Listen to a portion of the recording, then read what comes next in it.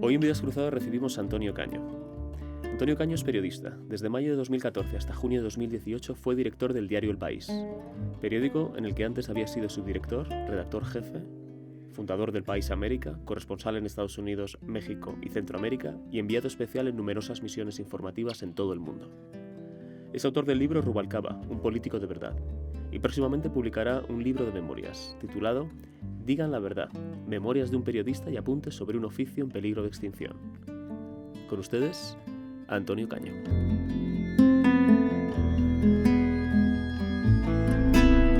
Antonio Caño, bienvenido. Hola, mucho gusto. Muchas gracias por estar con nosotros. Publicas ahora tus memorias y hay una frase que me ha llamado mucho la atención, que dices, en realidad es poco probable que si pudiera volver a elegir, volviera a ser periodista.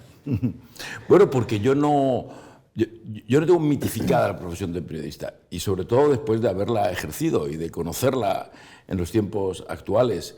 El periodismo no es, desde mi punto de vista, la mejor profesión del mundo, aunque es una buena profesión, que en mi caso me ha permitido vivir decentemente y tener experiencias de las que estoy muy feliz y de las que me siento muy satisfecho, pero creo que hay en torno al periodismo toda una mitología excesiva y que creo que hay otras profesiones excelentes donde la gente tiene unas vidas felices y donde hace una aportación a la sociedad enorme, con lo cual es probable que después de haber sido periodista, si yo tuviera oportunidad de elegir, pues elegiría otra profesión, aunque solo fuera por cambiar, ¿no? ¿Pero denota un punto de decepción esta afirmación de que no volverías a ser periodista?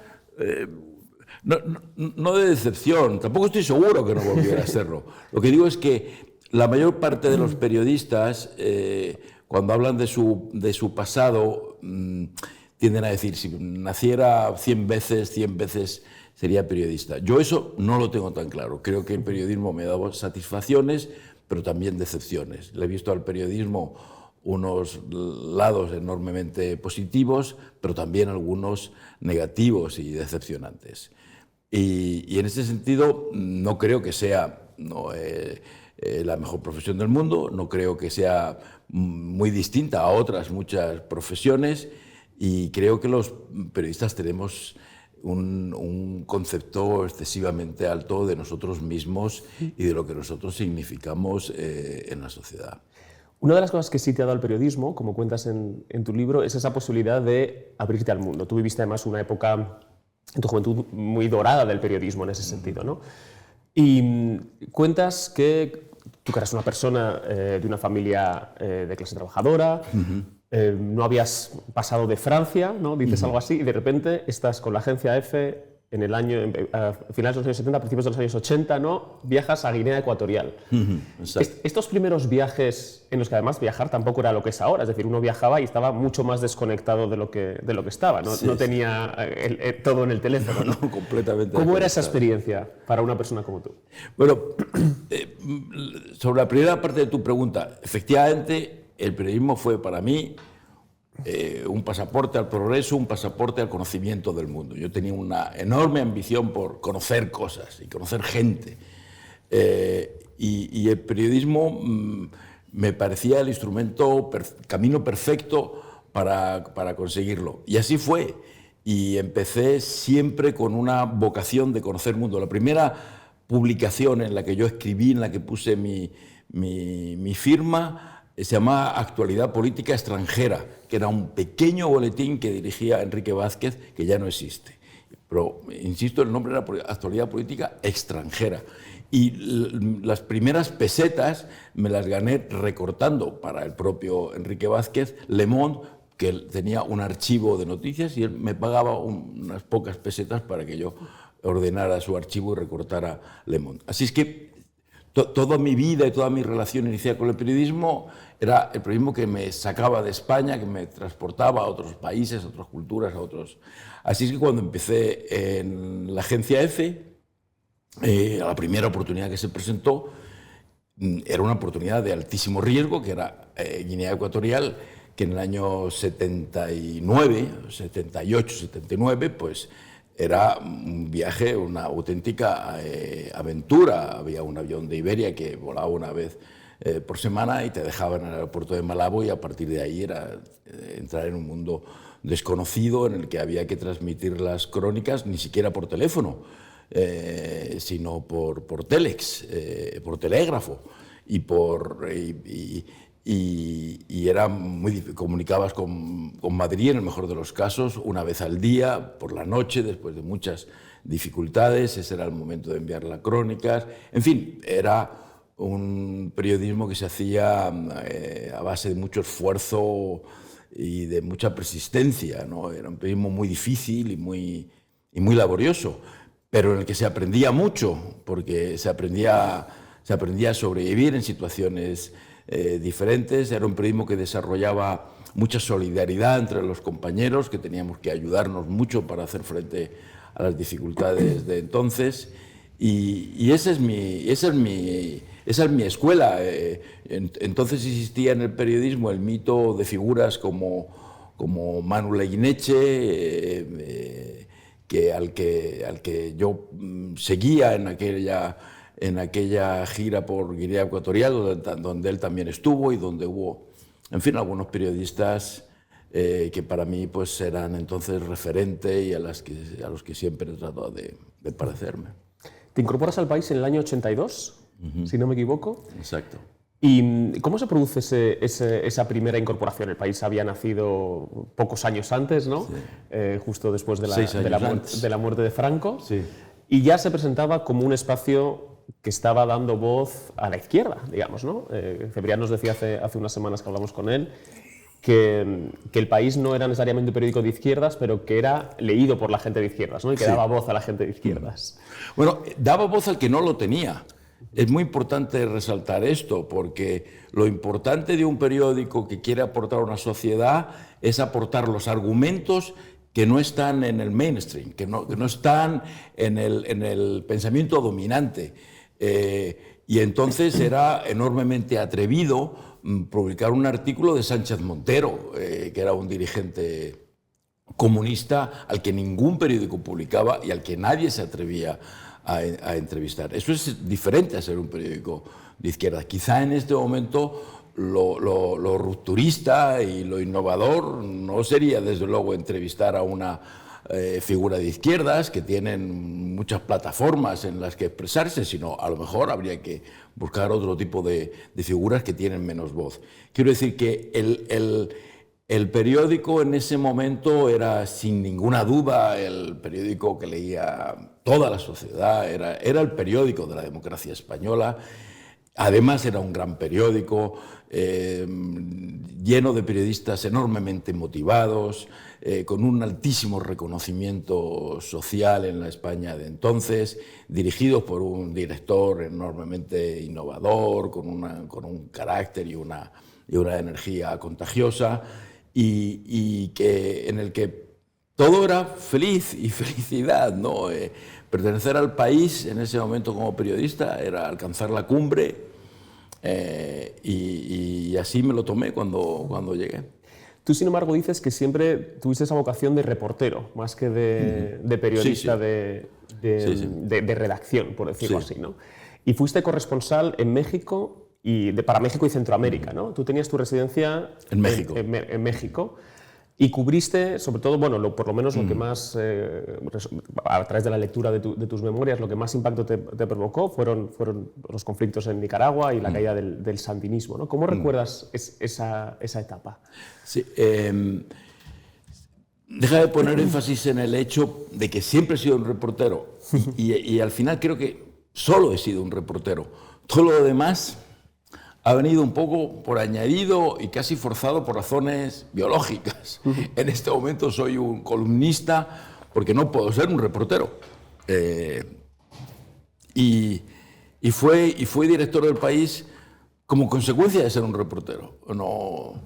Y en el fondo seguía siendo un reportero. Y parte de mi debilidad es que nunca dejé de ser un periodista de calle y me costó mucho. Tener que administrar los equilibrios y las políticas políticas, no política, que se necesitan para ejercer ese puesto. Pero yendo a tu pregunta, efectivamente me impactó enormemente como el acontecimiento que más me impactó probablemente en toda mi carrera y por el que empiezo el libro es el asesinato de Ignacio Ellacuría.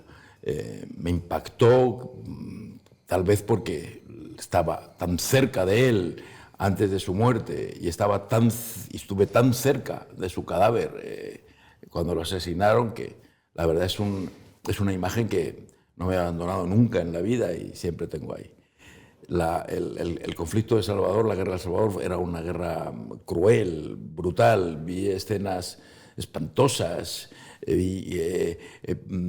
soldados que les cortaban las orejas a los guerrilleros y las iban enzarzando en un collar que se colocaban al cuello, y veía soldados con collares llenos de orejas de guerrilleros a los que habían matado. Y igual también guerrilleros llenos de odio y de crueldad por los dos bandos, en fin, probablemente lo propio de una guerra civil, ¿no? Que era lo que fue aquello. Me impactó mucho Nicaragua, que era entonces un país... Los que no habíamos vivido Sierra Maestra, los que no habíamos vivido la Revolución Cubana, llegó la Revolución Nicaragüense a ser una especie de alternativa. Era la Revolución Cubana bis o de segunda división. Desde luego no tuvo la trascendencia histórica de la Revolución Cubana, pero para mi generación fue una especie de alternativa interesante. Vimos los guerrilleros sandinistas con toda esa estética guerrillera que era tan atractiva en la época, y la verdad, pues durante un tiempo ejerció una enorme fascinación sobre mí como persona, como periodista, y sobre otros colegas y sobre, yo creo que toda mi generación. Es verdad que en mi caso, como yo pasé allí mucho tiempo, esa fascinación no tardó en convertirse en decepción, porque la revolución sandinista, como otras muchas, no tardó en degenerar y en convertirse en realidad en un régimen personal, despótico y antidemocrático. ¿Y cómo veías en ese momento la intervención de Estados Unidos en esa región? Es decir, ese momento del reaganismo donde sabemos que por la puerta de atrás se está interviniendo. La veía mal, probablemente con la inocencia de un joven periodista de 30 años que le parecía injusto esa competición tan desigual entre la primera potencia del mundo y un pequeño país pobre de Centroamérica, ¿no? Pues era obviamente injusto, y ese aspecto, incluso mirado con la perspectiva del tiempo, pues era injusto. Claro, es verdad que Estados Unidos, que no tiene una visión tan naif de la política internacional, pues estaba defendiendo sus intereses, y es verdad que en Nicaragua estaba sirviendo de plataforma para Cuba y para la expansión de una ideología revolucionaria y comunista. Es verdad que tenían tratos con el narcotráfico, y es verdad que defendían intereses que Estados Unidos consideraba hostiles. Pero sobre todo, Estados Unidos no se podía permitir tampoco el triunfo de esa revolución en una zona tan próxima a su territorio y que hubiera producido un efecto de contagio en otros países de la zona.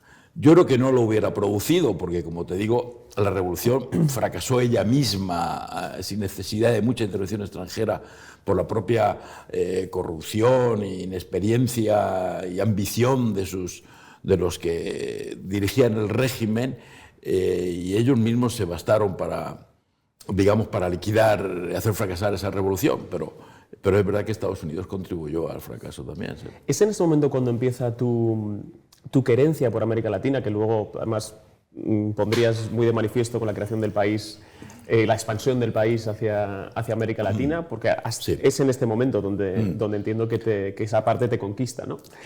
Y Y poco después pasas a Washington, ¿no? A ser el corresponsal en Washington a principios de los 90. Este es un momento muy particular, ¿no?, de la historia de Estados Unidos, sobre todo vista desde la perspectiva de ahora, donde bueno, pues parecía efectivamente que era el fin de la historia. Estados Unidos vive como una época muy dorada. ¿Tú notaste ese optimismo que cuando llegaste a Washington? ¿Llegaste en el año 92, 93? Llegué el año 91, a Estados Unidos, que justo el momento de transición. Era entonces presidente Bush padre, Bush ¿no? padre, exactamente. Y sí, efectivamente Estados Unidos estaba en su mejor momento histórico, y poco después vendrían ya todos los acontecimientos de la caída de la Unión Soviética, la desaparición del comunismo y el fin de la historia, que, en fin, que nunca significó lo que realmente se interpretó, pero en fin, bueno, esa es otra historia. Yo coincido bastante en la manera en que estaba planteado sí supuso el fin de una historia, el fin de la fantasía comunista, desde luego sí que lo supuso. Y Estados Unidos estaba, pues sí, en un gran momento. Yo he conocido a Estados Unidos en su mejor momento, que es ese, y lo he conocido probablemente en su peor momento, que es con la presidencia de Trump. Y es muy triste ver esa evolución en Estados Unidos. Y quiero primero decirlo de triste, porque la primera sensación es de tipo emocional y personal, porque siento un vínculo personal fuerte con Estados Unidos. Allí nacieron 2 de mis hijos y allí he desarrollado gran parte de mi vida, ¿no? Muchos años de mi vida. Y por tanto, pues me duele personalmente el deterioro de la democracia en ese país y me preocupa ya como ciudadano del mundo y ciudadano europeo la evolución de los acontecimientos en Estados Unidos. Sí. Esta primera etapa en Estados Unidos, ¿tú te sentías conectado con España? Es decir, tú vives en Estados Unidos, por ejemplo, la victoria de José María Aznar, ¿no? Sí. ¿Cómo lo viviste desde fuera? Mira, yo he estado siempre absolutamente desconectado de España cuando estaba en el extranjero, y entendía que una de las máximas... Había muchos colegas españoles que seguían escuchando las radios españolas y seguían... en la época anterior a Internet era difícil tener acceso a los medios de comunicación españoles, y yo hablo de que gran parte de mi vida en el extranjero es previa a la aparición de Internet, aunque ahora suene lejanísima, ¿no? Y previa por lo menos a la aparición de Internet de uso tan sencillo y tan frecuente. Antes de esa época no era tan fácil tener acceso a los medios españoles, pero es que además a mí no me interesaba, honradamente. Nunca me interesó mucho la política española, y nunca me interesaron mucho los medios españoles, y yo nunca escuché la radio española mientras estuve fuera, ni tenía un gran seguimiento de esos temas, ni me preocupó mucho lo de Aznar, ni le presté mucha atención. Estaba completamente sumergido en la realidad del país que me tocó vivir. Mientras estuve en México, mis amigos eran mexicanos y yo comía comida mexicana y hacía vida de un mexicano y celebraba las fiestas mexicanas. Y cuando estuve en Estados Unidos, yo, como además tengo hijos nacidos allí, vivía en un entorno americano y celebraba las fiestas americanas, y nunca he vivido con la nostalgia de lo español, ni recorría kilómetros para encontrar comida española, ni hacía ese tipo de cosas que otros españoles sí hacen, pero que honradamente yo no he hecho, ¿no? Y volver a España en el año 97, que es cuando te incorporas a la sección internacional del diario El País, ¿eso fue entonces un impacto? Es decir, fue un shock, sí, fue un shock porque yo llevaba prácticamente toda mi carrera anterior en El País, es decir, 15 años ya, en ese momento cuando yo me incorporé como redactor jefe de Internacional, ya vaya 15 años en El País, 15 años en los que había estado todo el tiempo viajando, prácticamente todo el tiempo fuera de España. Durante muchos años con la categoría de enviado especial, es decir, ir de un lado para otro, pero siempre viajando. y después ya como corresponsal durante más de 10 años. Entonces, cuando llegué, pues sí, fue bastante chocante. Ya encontré un país, España, que era diferente, que había cambiado considerablemente, y encontré también un país, Miguel Yuste, pues que también era diferente. Ya no era el mundo de fantasía al que yo llegué en el 82, sino ya era una empresa madura, con conflictos, con tensiones, con decepciones, y donde ya el vínculo ese mágico que en su día había establecido con la sociedad, pues ya se había, si no roto por completo, pero ya se había ensuciado, y ya la situación era más compleja, ¿no? Hablas en el libro de algo que llamas la cultura del país. La cultura del país, el periódico, quiero decir. ¿A qué te refieres cuando bueno, hablas de la cultura el del libro país? explico que yo no pretendo definirla. En el libro no consigo definirla. Lo que sí digo es que en la profesión creo que se distingue a la cultura del país, incluso aunque sea difícil de definir. Yo siempre pongo el ejemplo de Estados Unidos, que es un país al que recurro mucho como ejemplo, porque lo conozco bien y sirve a veces para entender mejor las cosas, donde es fácil distinguir quién es un periodista del New York Post y quién es un periodista del New York Times. Cualquiera puede explicarte más o menos quién es del Post y quién es del Times, y se les distingue, quizás hasta por su forma de vestir, o se les distinguía. Todo esto ha cambiado mucho. Yo a veces cuando hablo en presente, en realidad estoy pensando en pasado, ¿no? Sí, te entiendo. Se les distinguía. Y se entiende que hay asuntos que le va a interesar a un periodista del Post, que no le va a interesar a uno del Times, y se entiende que hay una determinada forma de comportarse y de trabajar entre uno y otro. Yo creo que en su tiempo la cultura del país también significaba la pertenencia a una cierta élite dentro de la profesión. Así se veía internamente, por mucho que sea difícil de reconocer, ¿no? Y es verdad que siempre se contaba la broma de que las conferencias de prensa no empezaban hasta que llegaba el periodista del país, y no sé si sería verdad, pero si no era verdad del todo, algo de eso había.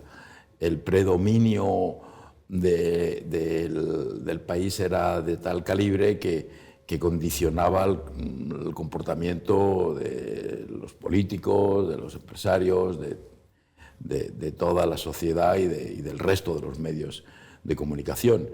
Y ese dominio pues, generó entre la gente que pertenecía al país pues unas determinadas características, algunas positivas, un orgullo de pertenencia, un sentido de identidad, y algunas menos positivas, que también eso se traducía en cierta prepotencia y en cierta cultura de la abundancia, que luego no fue útil cuando llegaron las épocas de las vacas flacas, ¿no? Siempre es más difícil hacer que, digamos, que tengan que asumir restricciones en una empresa que ha vivido en la abundancia, que en una que ha conocido dificultades ya en tiempos anteriores, ¿no? Tú vuelves a Estados Unidos después de estar en Internacional, estar al frente de la edición dominical, ¿no? También del diario, y vuelves a Washington. Y ahí tienes, digamos, una segunda etapa en Washington, que como tú dices es una etapa curiosa, aunque bueno, volverías también después. Pero estando en Washington, tú recibes una llamada en el año 2013, 2014, ¿no? De Juan Luis Cebrián. 2014. Quizá finales del 13 o muy comienzos del 2014. Y os reunís en un hotel de Nueva York. Y cuéntanos qué sucede en Hotel Algorquín. esa... Nos reunimos en Hotel Algorquín, que es un hotel bastante célebre de Nueva York, un poco decadente ya, pero todavía interesante de visitar, con mucha historia. Creo que está en la calle 46, es posible, me falla la memoria, pero a esa altura, en Midtown.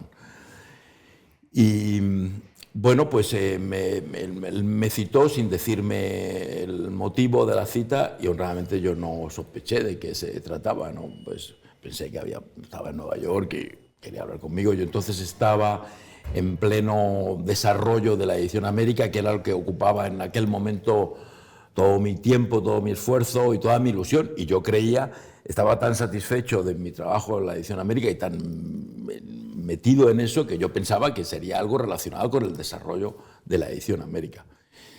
Y me planteó al estilo de Cebrián, es decir, sin muchas contemplaciones ni rodeos, enseguida me dijo que quería que fuera director del País. Y yo supongo que balbuceé y quedé un poco confundido. Y le dije que, bueno, que me diera tiempo para pensármelo, cosa que era bastante, en fin, casi protocolaria, ¿no? Y me dijo, sí, bueno, piénsatelo, mañana me contestas, ¿no? Y bueno, pues le contesté que sí. Tampoco, yo creo que ni siquiera le llegué a contestar, simplemente ya como que... Se dio por hecho que... Se dio por hecho que iba ¿Y no a estar esperabas como no para puede ser de nada? otra manera. No, en absoluto. Que pudiera pasar eso. En absoluto, ni siquiera... Porque hay veces que el nombramiento de un director está precedido de rumores y te empieza a llamar gente. A veces me han llamado gente para nombramientos de director que ni siquiera me han hecho. Y me han llamado para felicitarme. Oye, he leído, he visto que te van a hacer director de no sé dónde. Digo, no, es verdad. Pero en este caso no hubo ningún rumor, ni yo, ningún rumor que hubiera llegado al menos a mí. Y ni nadie que me hubiera alertado de nada, ni existían sospechas de que fuera a sustituir al director de entonces. Con lo cual fue una completa sorpresa, sí. Y en ese momento, evidentemente, eso cambia tu vida radicalmente, porque si ya hubiera sido un cambio de haber estado radicado en Madrid, viviendo en Estados Unidos, además con un proyecto tan ambicioso como el País América, tu vida cambia por completo en ese momento, entiendo que con una sensación de vértigo, ¿no? Una sensación de vértigo, por mi parte, de parte de mi familia de destrozo. Mi familia se lo tomó muy mal y consideraron que era una trampa y que nunca debía haber aceptado eso y que éramos muy felices en Washington, que yo no me debería venir a Madrid. Y la verdad es que no tuve el apoyo de mi familia, pero, o sea, que comprendo, pero para mí no había duda.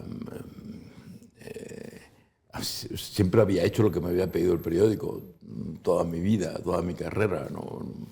Como no iba a hacer ahora, después de haber obedecido todo lo que el periódico siempre me había pedido hacer, ir a los lugares más lejanos que me había pedido ir y cumplir las misiones más arriesgadas, como no iba a aceptar esta. Por supuesto, yo no tuve ninguna duda, ¿no? ¿Alguna vez te han dicho, a los acontecimientos, te lo dijimos? Sí, me lo han dicho, claro, sí, te lo dijimos. Claro que me lo han dicho. Está feo hacer eso, ¿eh? Sí. Está feo hacer eso. Pero sí, yo no me arrepiento de todas maneras, por supuesto que no. Ha sido una etapa importantísima en mi carrera y de la que estoy muy satisfecho, Frank, de verdad, muy satisfecho. En el libro, cuando abordas esta etapa, 2014, haces un esfuerzo, incluso se transcribe en varios editoriales del País, para demostrar que el país no tuvo siempre, o el país que tú dirigiste, no tuvo siempre una postura beligerante contra Pedro Sánchez, que es por lo que más se recuerda, ¿no? Ahora hablaremos de ese editorial famoso, sino que hubo un voto de confianza a Pedro Sánchez, incluso hablas del Pedro Sánchez primero al que tú conociste, que es el Pedro Sánchez liberal, ¿no? En esta primera etapa, ¿era así efectivamente que el país estaba con este nuevo candidato, bueno, que parecía un centrista? Como se dice en estos casos, ahí están las hemerotecas para comprobarlo, ¿no? La mayor parte de mi periodo como director y la mayor parte de la trayectoria en la que coincidimos Pedro Sánchez como presidente del gobierno, yo como director del país, el país apoyó a Pedro Sánchez.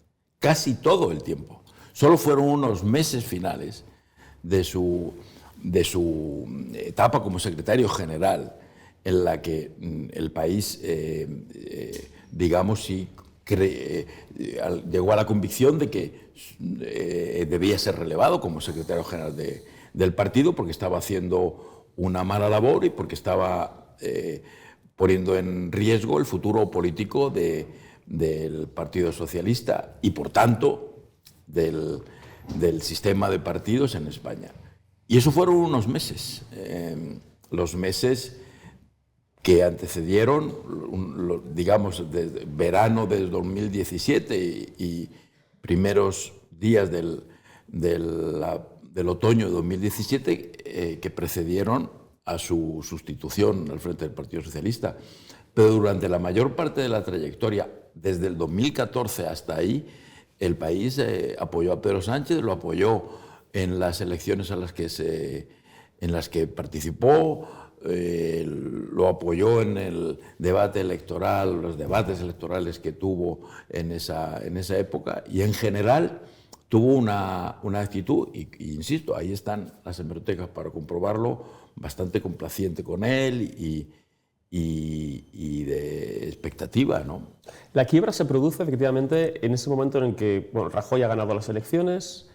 Por segunda vez. Por segunda vez, sí. Iba a ir a... Claro. Bueno, se repiten las elecciones, Claro. Gana las elecciones Rajoy por segunda vez, el Partido Socialista, de hecho, baja en escaños y el Partido Popular sube en escaños. Exacto.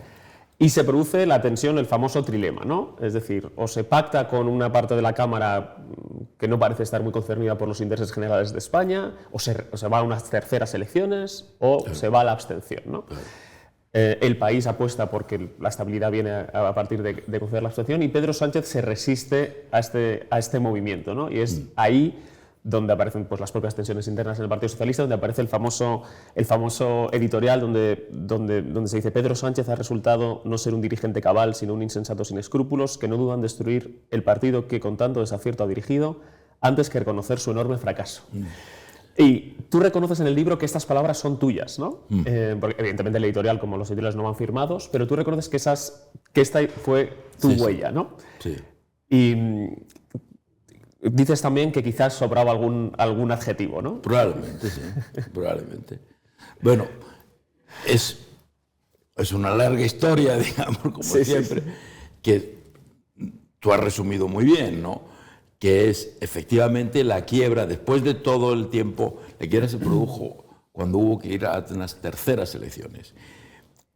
Primero hubo que repetir elecciones, hubo que ir a segundas elecciones, que ya era una anomalía en España, donde no había ocurrido nunca, y desde luego era una enorme anomalía en el contexto europeo. Repetir unas elecciones en una democracia madura como es la española en Europa no era una decisión sencilla.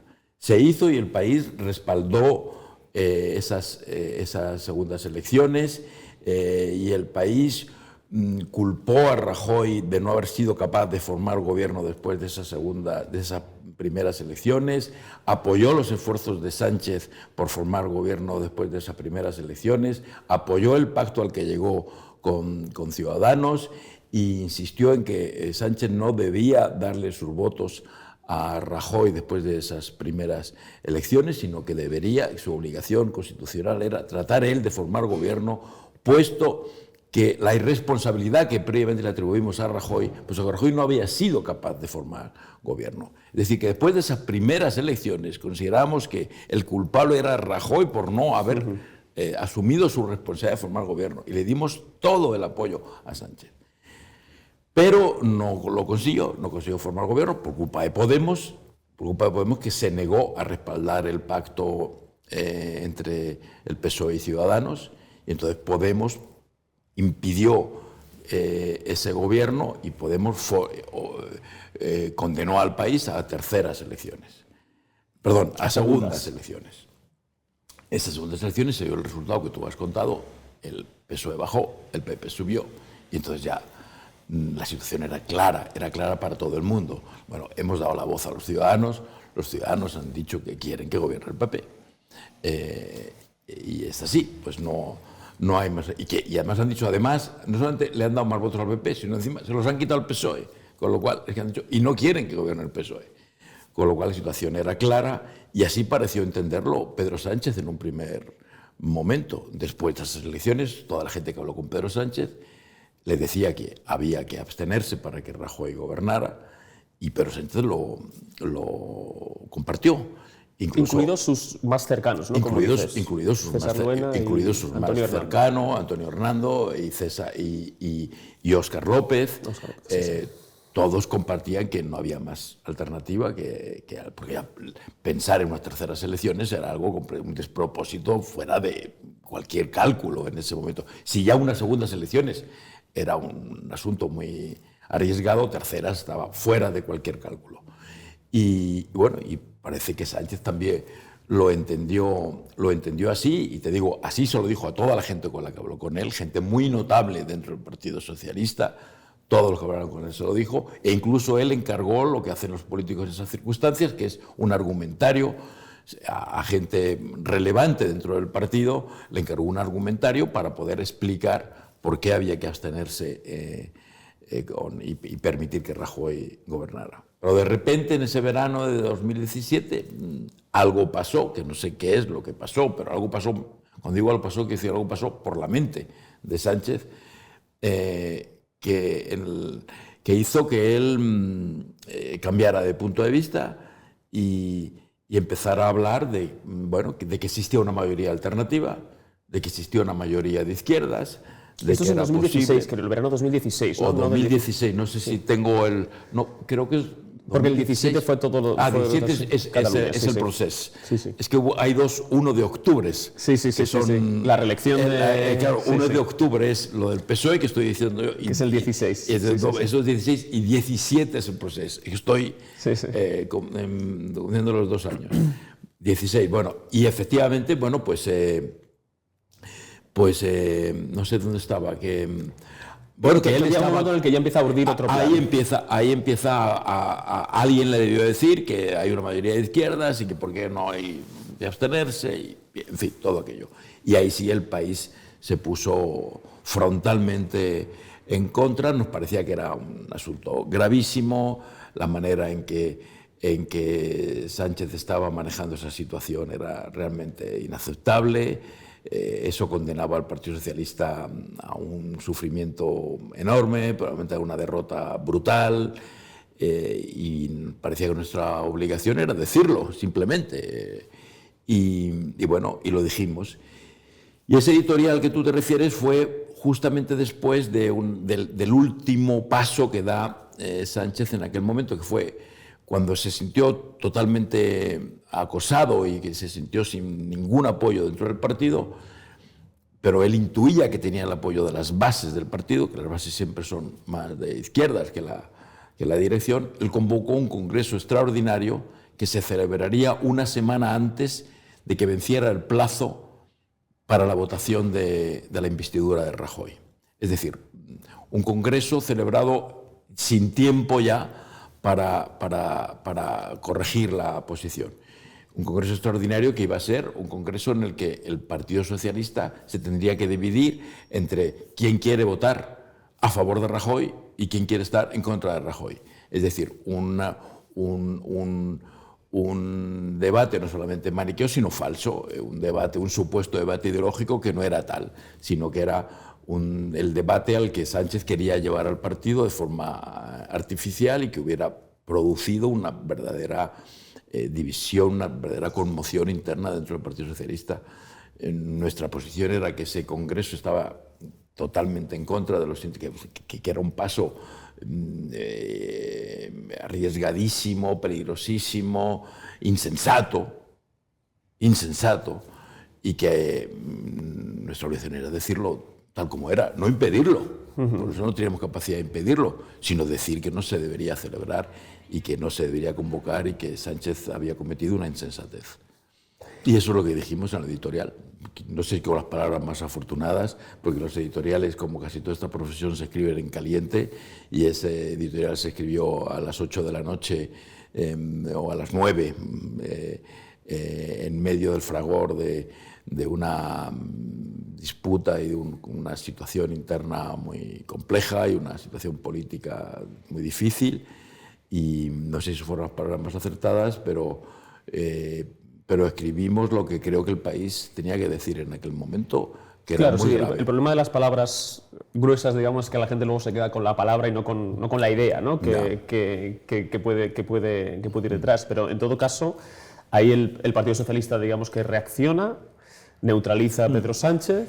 Las palabras gruesas se recuerdan más porque eran en contra de un dirigente de izquierdas. El país había tenido palabras gruesas contra políticos de derechas muchas veces. Y, en fin, no las voy a recordar, pero palabras gruesas sobre Aznar había habido muchas, es verdad, al que se acusó de poner en peligro a la democracia, de minar las bases de la democracia, de haberse comportado de forma buena y responsable, sería poco decir. Lo que ocurre es que no llamaban la atención, porque digamos que el país tuviera una posición editorial contra Aznar parecía dentro de lo Claro, pero contra el secretario general del PSOE era la anomalía. anomalía. Era la primera vez que se hacía contra un secretario general del PSOE. Y bueno, la realidad es que el PSOE reacciona, Pedro Sánchez queda neutralizado, como decíamos, pero Rajoy sale investido con la abstención de la mayoría de los diputados del PSOE, no todos, como sabemos, pero Pedro Sánchez decide presentarse a la reelección. Tras una etapa transitoria con una gestora, donde está Javier Fernández al frente, decide presentarse a la reelección. Y tú cuentas un encuentro bastante llamativo con Pedro Sánchez cuando él va a presentarse a las primarias en las que se enfrenta a Susana Díaz y a Patxi López. ¿Puedes contarnos cómo es ese encuentro oscuro y extraño, ¿no? Lo recuerdo mejor en el libro porque, digamos, en el libro lo hago con los apuntes que yo tenía de la época. Ahora voy a tratar de recordar lo que escribí, ¿no? Sí. Él efectivamente fue el momento en el que él decide que va a ser candidato a las primarias. Eso debió ser la primavera de 2017, debió ser mes de abril, quizá marzo de 2017. Y entonces él no me llamó a mí, aunque tenía, por supuesto, mi teléfono, porque nosotros habíamos conversado muchas veces por teléfono, frecuentemente para agradecerme, me llamaba para agradecerme cosas que publicaba El País. Pero en esta ocasión no me llamó personalmente, sino a través de un vínculo que no recuerdo.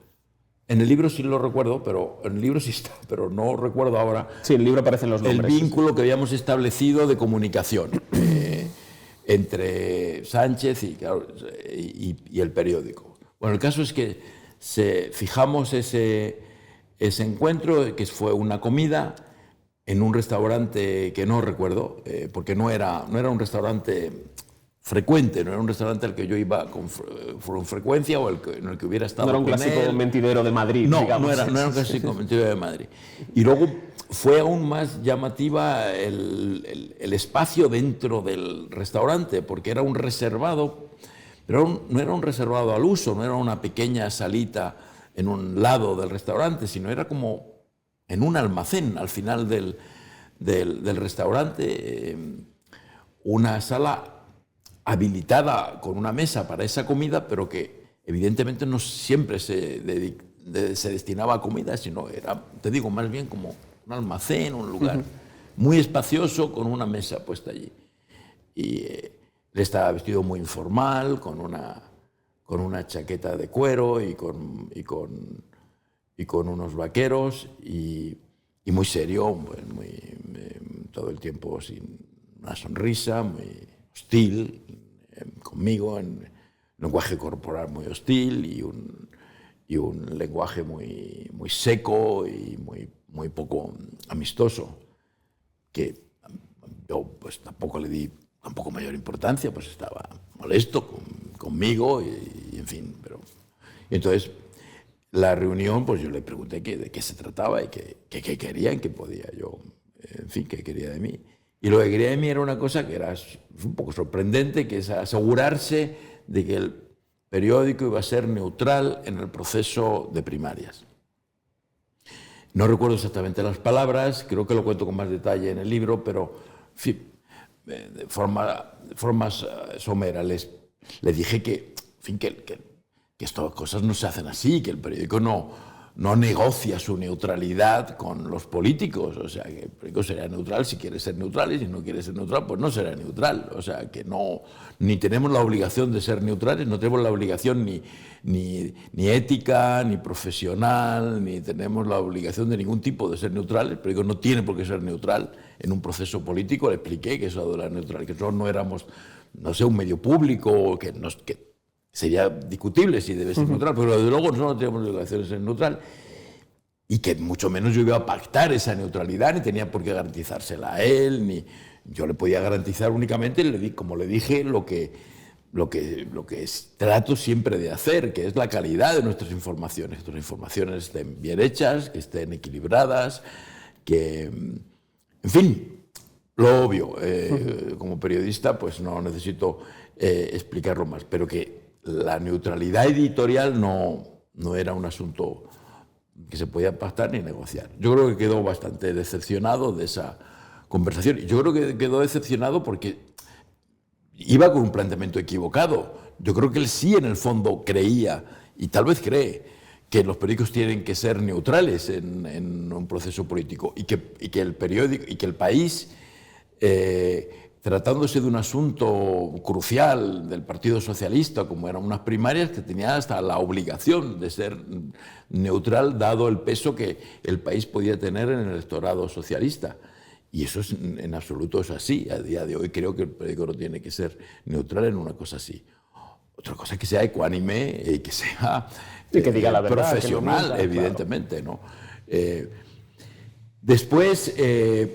Después lo fue editorialmente, porque no encontramos ningún candidato que claramente fuera de nuestra predilección, ¿no? Los tres candidatos que había pues tenían pros y contras, y a los tres les encontrábamos pros y contras, con lo cual tampoco es que el periódico fuese después editorialmente claramente a favor de uno, ¿no? Tú recibes la llamada de Alfredo Pérez Rubalcaba, que es quien te informa de que ha ganado Pedro Sánchez las primarias, además por un resultado muy amplio. Sí. Y en ese momento, según dices en el libro, tú sabes que tus días como director del País están próximos a su fin, ¿no? Pues sí, porque, a ver, eso es un pensamiento que tuve, eso no lo hablé con nadie, fue ni siquiera con Alfredo, porque tampoco iba a contarle, no era momento de... Pero sí, inmediatamente yo pensé esa misma noche, bueno, pues va a ser... Ahora ya este hombre, Pedro Sánchez, va a tomar control absoluto del partido después de ganar unas primarias. El partido era suyo y le había ganado, no solamente le había ganado a Pachi López y le había ganado a Susana Díaz, sino que le había ganado a Felipe González, le había ganado a Zapatero, le había ganado a Rubalcaba, le había ganado a todos. Era el dueño del partido. Y así se comportó a partir de ese momento, como el dueño del partido. Nunca más ha habido que hacer primarias para elegir ningún cargo, nunca más ha habido que reunir a la Comisión Ejecutiva para discutir ningún tema, nunca más ha habido que discutir en el Partido Socialista ningún tema, ni ninguna decisión del Gobierno ni del Secretario General. Desde ese momento todo se ha hecho lo que el Secretario General ha dicho y punto. Y no ha habido ningún debate, no ha vuelto a haber varones, no ha vuelto a haber varonías, no ha vuelto a haber discusión interna, no ha vuelto a haber disidentes, no ha vuelto a haber nada.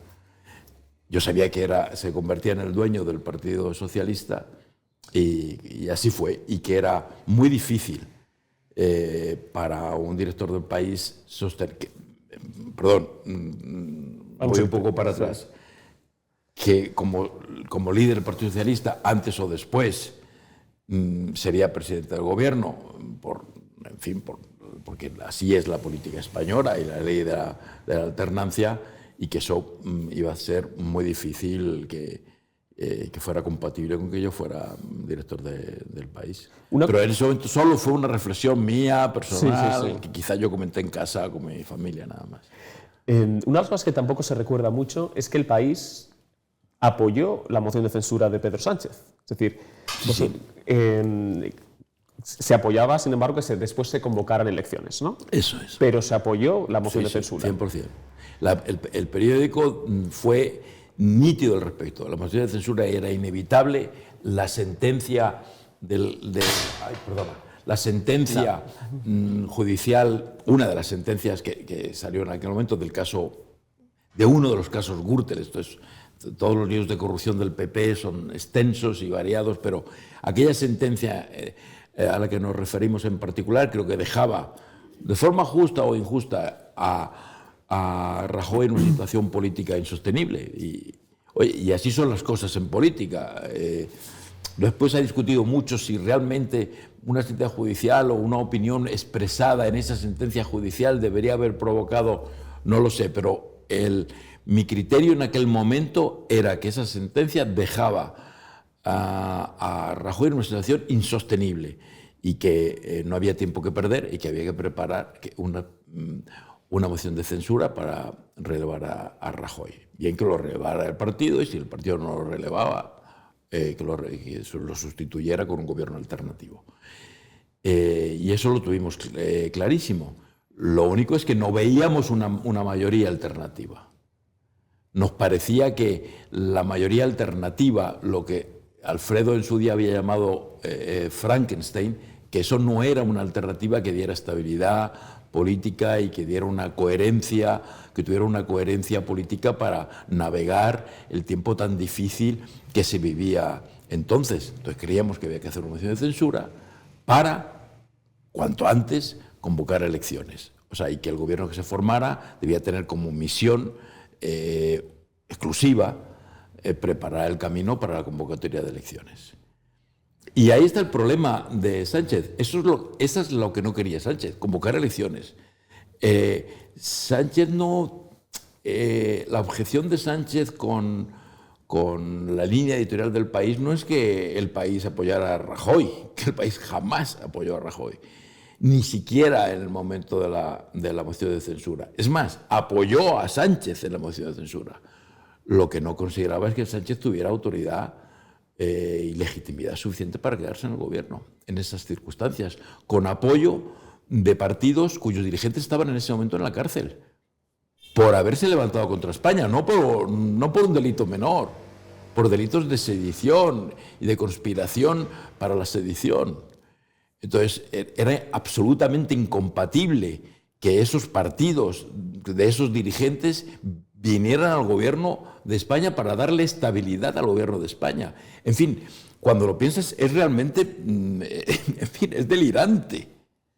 Es delirante que se pensara que eso podía dar una mayoría de estabilidad política a España. Y nosotros así lo dijimos, que eso no generaba una mayoría de gobierno.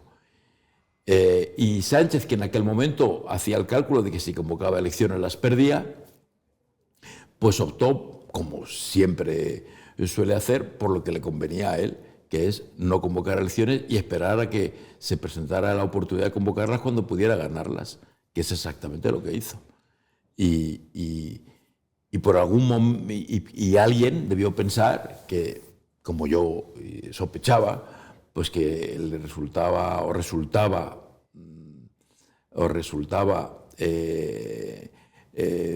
digamos, incompatible que él cumpliera ese plan de quedarse en el gobierno sin elecciones, con un equipo editorial, con un equipo de dirección en el País que estaba pidiendo elecciones constantemente.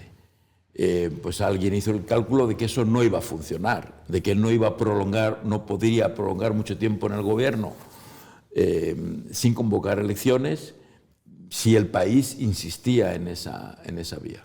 Hace unos meses tú publicaste un tuit en el que decías: esto es lo que defendimos en el País, que intentamos que no se produjera esta mayoría Frankenstein, ¿no? Y se te acusó poco menos que de querer influir en el gobierno, como si eso fuera una cosa nueva en el periodismo, es decir, que los periodistas los periódicos toman posturas, ¿no? Sin embargo, se habla menos de lo que sí sucede. Bueno, y la prueba de que el periodismo no tiene esa influencia es que sucedió lo contrario a lo que pedía el País. Sin embargo, de lo que se habla menos es que en el momento en que cambió el gobierno, cambió la dirección del país. Es decir, que de esa otra influencia que también deberíamos hablar, ¿no?, de por qué un cambio de gobierno provoca un cambio en la dirección de un periódico, se ha hablado menos. Pero sí, evidentemente hay una relación causal entre el cambio de gobierno y el cambio de dirección del país, ¿o no? No me consta que lo haya, pero esa es la experiencia que da. Yo cuando se produjo mi destitución y lo comuniqué a mis amigos de la prensa extranjera, que es, fíjate que hemos empezado esta entrevista hablando de mi visión y de mi tendencia al extranjero, y estos acontecimientos, la moción de censura en mis últimos días en el país, yo estaba en Italia en un evento con Google y directores de periódicos extranjeros discutiendo del asunto que se discutía tanto en esa época, de la transformación digital de los diarios y todo aquello. Y cuando yo llamé al director de Washington Post, que era muy amigo mío, al director de la República, que era muy amigo mío, para decirles que me habían destituido, y ellos conocieron los acontecimientos políticos en España, los dos me preguntaron lo mismo. Pero ¿cómo puede ser que un hecho político influya de una manera tan determinante en la decisión de un periódico? No nos cabe en la cabeza que hayan hecho una cosa así. Yo le dije, no me consta que haya ocurrido así. Vosotros estáis haciendo una relación causa-efecto de la que yo no tengo constancia. Pero el caso es que así ocurrió.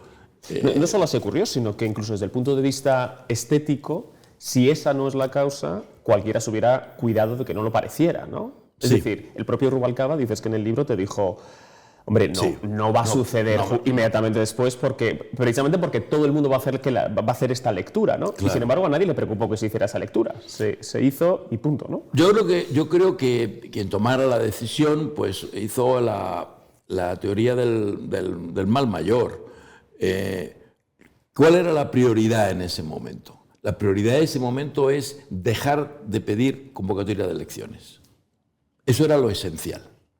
El editorial que El País publicó, ese editorial de Punto y Aparte, inmediatamente después, el día después de mi destitución, ese editorial acaba diciendo que el tiempo de convocatoria electoral lo debe decidir el presidente del gobierno. Esa es la clave. Todo lo anterior sobra. Lo importante es que se estableciera que no era necesario convocar elecciones y que esa es una decisión que compete exclusivamente al presidente del gobierno. Y ahí ya tenía Pedro Sánchez tiempo suficiente para actuar y gobernar con quien él podía gobernar en ese momento, que es, en fin, con quien gobierna todavía en la actualidad, ¿no? Y ese es el factor determinante. Yo, lo que te digo, lo que no tengo constancia es cómo se llegó hasta ahí, pero lo cierto es que ese cambio de una semana antes pedir elecciones lo antes posible, que era la posición editorial del país, a no son necesarias elecciones, el tiempo electoral lo decide el presidente del gobierno, esa es la clave. Ese es el paso clave que dio el país en esa semana y lo que permitió a Pedro Sánchez asentarse en el poder, convocar elecciones cuando la oportunidad le era más favorable, ganar, aunque minoritariamente, esas elecciones y poder formar gobierno de nuevo. Tú dices que la destitución de un director es algo normal, es decir, que digamos que en el cargo viene la asignación y la destitución, ¿no? Absolutamente. Pero sí te quejas más del trato que recibió tu equipo. Claro. Esa es tu denuncia, digamos, en el libro, ¿no? Bueno, es que eso es lo único que se puede denunciar. Es que yo no puedo denunciar mi propia destitución, porque mi propia destitución es... Yo había estado 4 años de director del país, actuando con total libertad. Oye, 4 años en los tiempos actuales es un largo periodo de tiempo para ser director de un periódico. Y llegó el momento en el que la empresa consideraba... soy un alto directivo de una empresa... Y esa empresa decidió emprender otros rumbos por las razones que sea y consideró que ese directivo no se correspondía con sus necesidades en ese momento. Y honradamente así lo pienso. Creo que ahí no hay ninguna irregularidad, fuera del debate que estamos teniendo, fuera de la repercusión política de eso y de los efectos políticos y hasta qué punto el periodismo y la política confluyen. Pero este es un debate distinto. Desde el punto de vista de mi destitución no veo nada irregular en ello. Lo que sí es absolutamente irregular, injusto, y eso sí merece ser denunciado, es el despido de todo mi equipo, porque eso sí es una purga.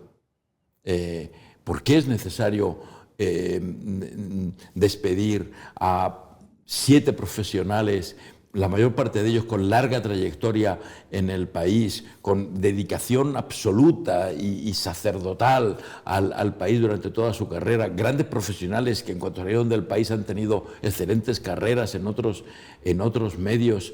¿Qué explicación hay para eso? Jamás había ocurrido. Yo no fui el primer director destituido en el país, otros lo habían sido anteriormente, y jamás se había despedido a sus equipos. Al contrario, todos sus equipos habían sido tratados con guantes de seda y recolocados en posiciones extraordinarias. ¿Y qué atribuyes esta diferencia de trato? Yo creo que había una voluntad de hacer una purga. Había una voluntad de mandar un mensaje interno y externo de que se había producido una corrección ideológica. Y eso es lo que me resulta realmente inaceptable. ¿Corrección ideológica de qué? ¿Y hacia dónde? ¿Qué es lo que había que corregir? ¿Qué ideología habíamos nosotros incorporado al país? Que habíamos tenido una posición firme ante 2 acontecimientos muy relevantes de la historia de España, como fueron un debate interno en el Partido Socialista y el Procés en Cataluña. Ese es todo nuestro pecado ideológico, haber sido firmes contra el nacionalismo independentista y contra un político con el que discrepábamos en sus posiciones políticas. Y eso no lo puedo aceptar, porque eso es falso. No había ninguna corrección ideológica que hacer, porque nosotros no habíamos llevado ninguna ideología al país, y por tanto hacer una purga ideológica en aquel momento es un acto cruel, innecesario y realmente, en fin, no se me surgen más adjetivos que sean publicables. Y por quedarnos con lo positivo, en esos 4 años tú impulsaste el país.cat, ¿no? La digitalización, incorporaste a personas... El País América, previamente, incorporaste además a personas que ahora son bandera del país, como el propio Manuel Javois, Amón, pero que Amón dejó de estar en el país. ¿Cuáles son los logros de los que más te enorgulleces de esos 4 años? El que más, desde el punto de vista del proyecto profesional, el que más, la renovación digital, porque además eso quedó plasmado en una nueva redacción. Oye, y no todos los directores tienen oportunidad de construir una nueva redacción para un nuevo tiempo. Y es construcción completa. Nosotros derribamos la anterior redacción y construimos una nueva. Una nueva redacción que era para un nuevo país, para un país digital. Ese edificio significaba, esa planta significaba que el país de la época impresa había quedado en el pasado y ahora empezaba un nuevo país digital, que es el que tenemos actualmente. Entonces, como logro profesional, ese es el que más me satisface. Después, como contribución editorial, me parece que la más